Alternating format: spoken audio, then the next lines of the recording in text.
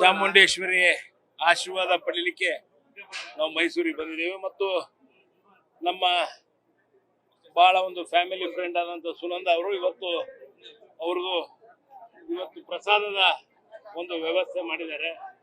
ಆ ನಿಟ್ಟಿನಲ್ಲಿ ಇವತ್ತು ದೇವಿಯ ಒಂದು ಆಶೀರ್ವಾದ ಪಡೆದು ಒಳ್ಳೆ ಮಳೆ ಬೆಳೆ ಎಲ್ಲ ಆಗ್ಲಿ, ಸಮೃದ್ಧಿ ಆಗ್ಲಿ ಅಂತಂದು ಭಗವಂತನಲ್ಲಿ ಪ್ರಾರ್ಥನೆ ಮಾಡ್ಲಿಕ್ಕೆ ಬಂದಿದೆ. ಕಳೆದ ವರ್ಷ ತಾವೇ ಪ್ರಸಾದ ವ್ಯವಸ್ಥೆ ಮಾಡಿಸಿದ್ರು, ಈ ವರ್ಷನೂ ಮಾಡಿದ್ದಾರೆ. ಕೊನೆ ಕ್ಷಣದಲ್ಲಿ ಯಾವ ರೀತಿಯಾಗಿ ಸಚಿವ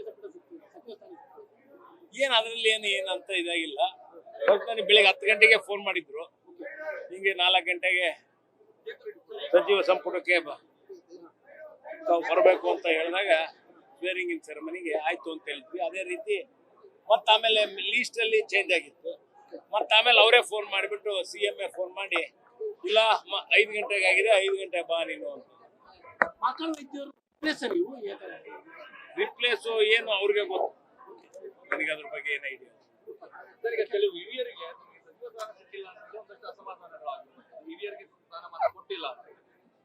ಪ್ರತಿ ಟೈಮ್ ಇದ್ದಿದ್ದೆ ಅದು. ಆದ್ರೂ ಇದನ್ನ ನಮ್ಮ CM ಮತ್ತೆ ಹೈಕಮಾಂಡ್ ಎಲ್ಲರೂ ಸೇರಿ ಪರಿಶೀಲನೆ ಮಾಡಿ ಒಂದು ಸರಿಯಾಗಿ ಡಿಸಿಷನ್ ಹೋಗ್ತಾರೆ. ಪಕ್ಷ ವಿರೋಧಿ ಚಟುವಟಿಕೆ ಮಾಡದಂತವ್ರಿಗೆ ಕೊಟ್ಟರು ಅನ್ನೋ ಅಸಮಾಧಾನ ಕಾಂಗ್ರೆಸ್ ಕಾರ್ಯಕರ್ತರು ಇರುವಂತದ್ದು. ಹಂಗೇನಿಲ್ಲ, ಎಲ್ಲವೂ ಸರಿ ತೂಗಿಸ್ಕೊಂಡು ಹೋಗ್ಬೇಕು.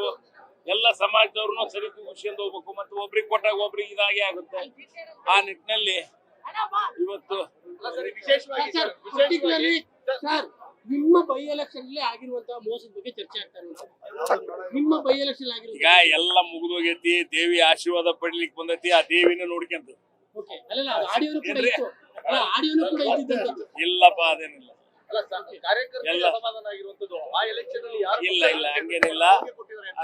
ಹಂಗೇನಿಲ್ಲ.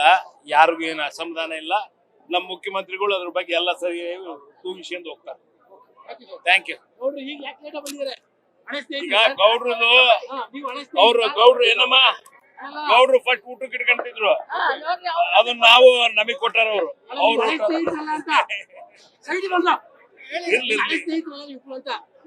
ಹಳೊಬ್ರು ಹೊಸೊಬ್ರು ಎಲ್ಲ ನಮ್ಮ